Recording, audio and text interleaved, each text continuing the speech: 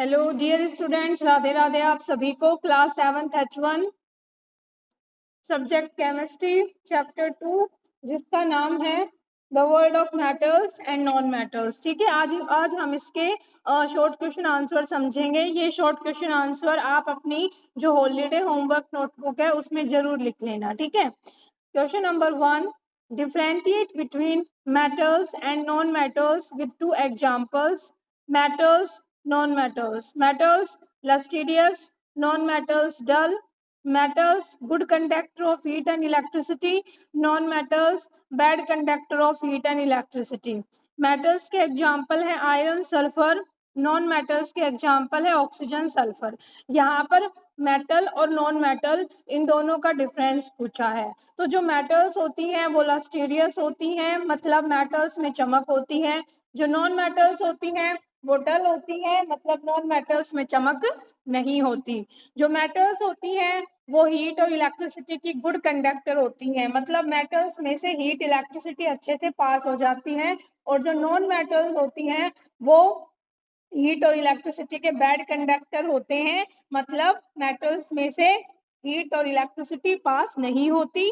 Okay, यहाँ पर metals के एग्जाम्पल है आयरन, कॉपर, और जो नॉन मेटल्स हैं उसके एग्जाम्पल है ऑक्सीजन एंड सल्फर। यहाँ पर मेटल नॉन मेटल के दो हमने डिफरेंस पढ़ लिए हैं और दो इनके एग्जाम्पल लिखवा दिए हैं। ठीक है, नेक्स्ट क्वेश्चन है question number 2, why are metals used for making the electrical wires.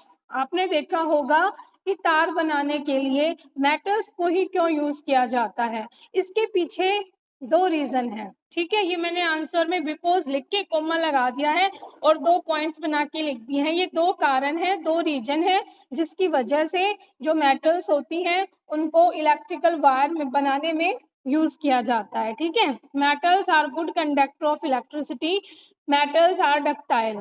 पहला कारण ये है कि जो मेटल्स होती हैं वो इलेक्ट्रिसिटी के गुड कंडक्टर होती हैं, मतलब जो मेटल्स हैं वो इलेक्ट्रिसिटी को अच्छे से अपने में से पास करवा देती हैं। सेकंड है मेटल्स आर डक्टाइल, मतलब मेटल्स डक्टाइल होती हैं।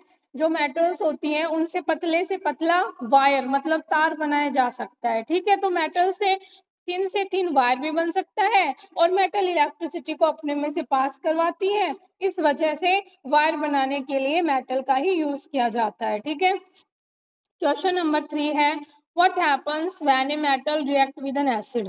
क्या होगा जब कोई मेटल किसी एसिड के साथ रिएक्ट करेगा। ठीक है, जब कोई मेटल किसी एसिड के साथ रिएक्ट करेगा तो क्या प्रोडक्ट बनेगा। Produce salt and release hydrogen gas. यहाँ पर क्या होगा, एक तो साल्ट प्रोड्यूस होगा, ठीक है, और हाइड्रोजन गैस रिलीज होगी। तो जो हाइड्रोजन है उसको हम ऐसे H2 करके लिख सकते हैं। ठीक है, तो इस चैप्टर के जो बुक वर्क है वो मैंने आपको फिल करवा दिया है। जो वेरी शॉर्ट है वो मैंने कल लिखवा दिए थे, समझा दिए थे। आज मैंने शॉर्ट क्वेश्चन आंसर लिखवा दिए हैं, समझा दिए हैं। आप ये सारा काम आपकी जो हॉलीडे होमवर्क नोटबुक है उसमें ज़रूर लिख लेना और इनको अच्छे से याद भी कर लेना। ठीक है, आज के लिए इतना ही। Thank you, Radhe Radhe.